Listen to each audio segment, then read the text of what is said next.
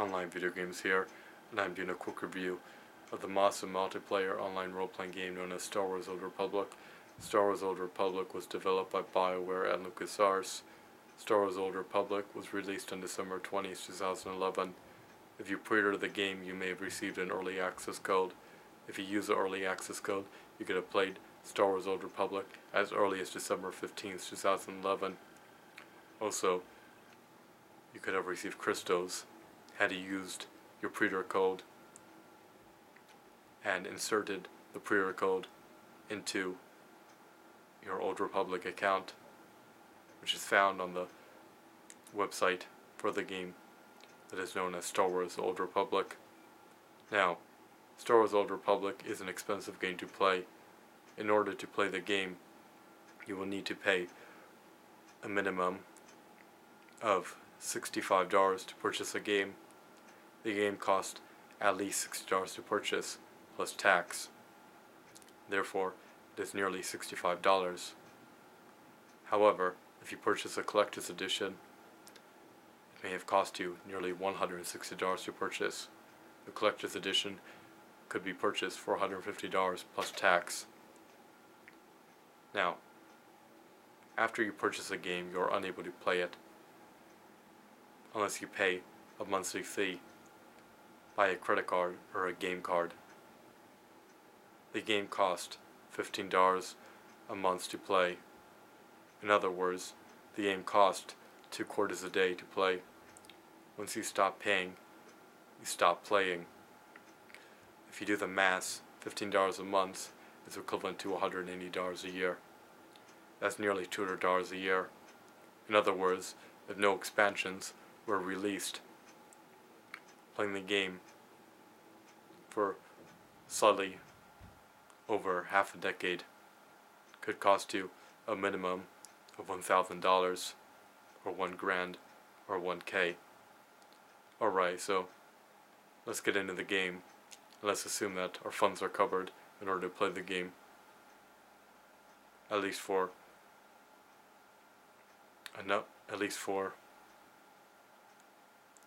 I guess the correct phrase of words would be enough time in order to experience the core of the game. So you can choose between 2 fractions, which include the Sith of the Republic. Each fraction has 4 classes. If you choose to make a Republic character, you can play as a Jedi Knight, a Jedi Counselor, a Smuggler, or a Trooper. Each class has 2 advanced classes.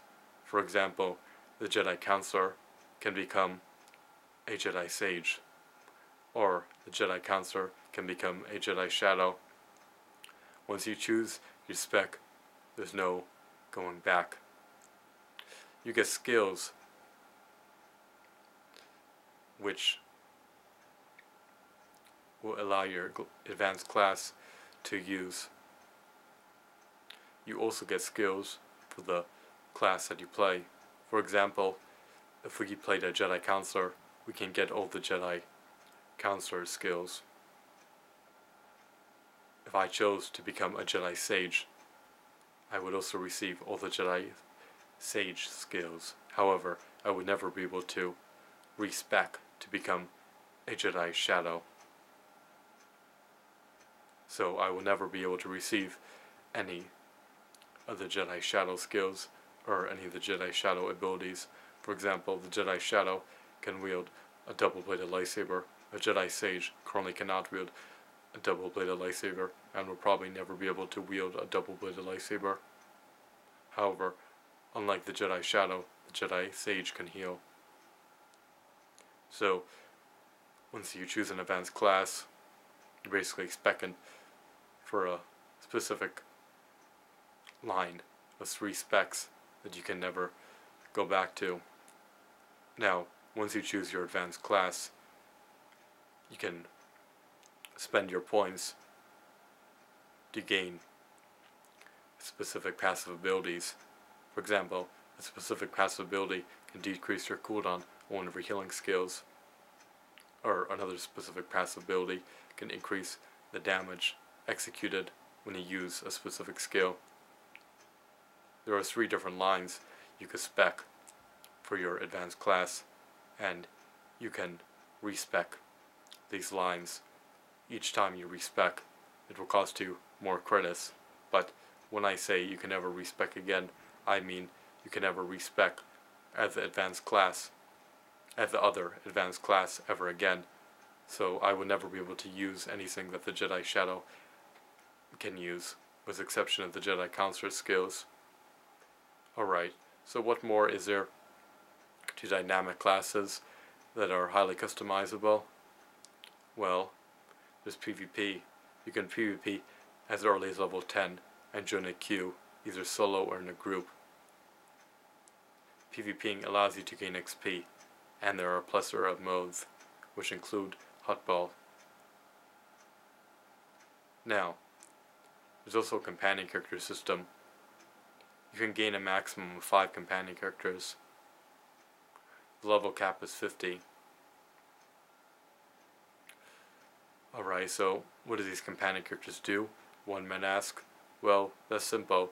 These companion characters can aid you in combat. They can aid you in instances. They can craft for you. They can go on missions for you. And if you go on an open world PvP server, they could join you in the fierce battle against the enemy. You can also get a spaceship in the game. What else can you do in the game? One might ask. Well, you can craft. So, what else can you do besides craft? You can run instances. You can run a 4-man instance as early as level 8.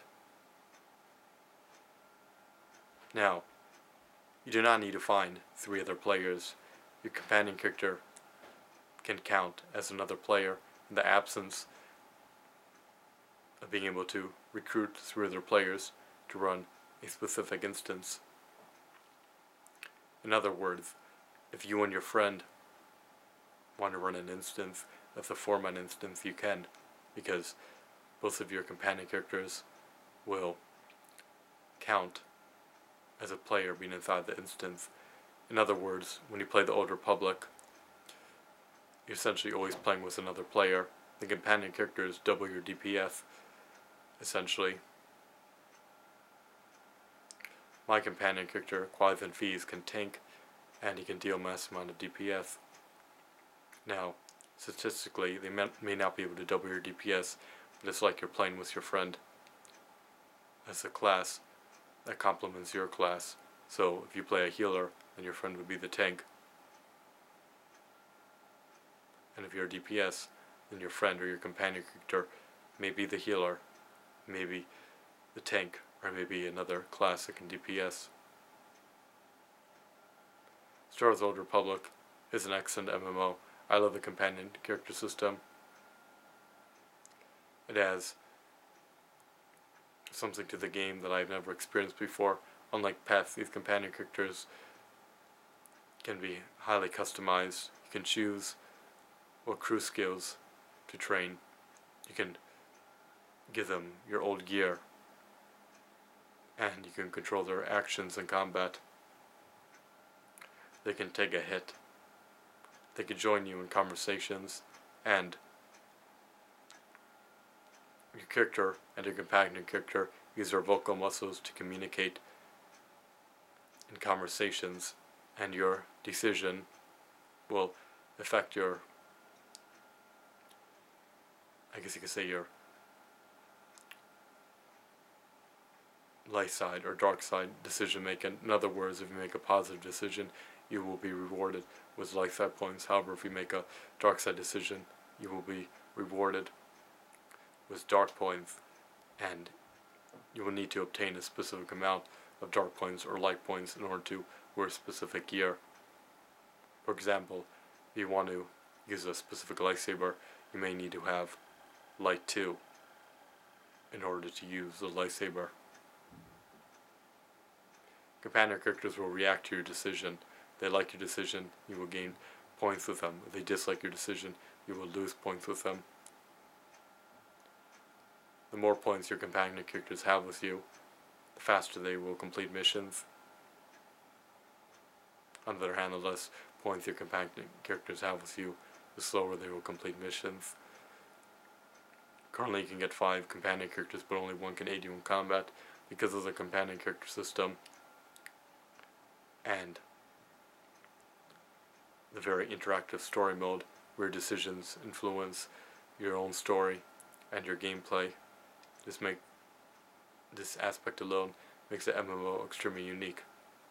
Being able to queue up for PvP anywhere you are is an excellent convenience. Open world PvP is a great variety to games that only have zone PvP, such as Lord of the Rings Online. Personally, I purchased a collector's edition. I love the game that is known as Star Wars Old Republic. I would highly recommend buying, or at least trying, Star Wars Old Republic. Thank you for watching this fantastic video. If you have any questions or comments or thoughts or opinions, or just want to say something for no reason, please feel free to leave it below. OnlineVideoGames, signing out. Thanks for watching.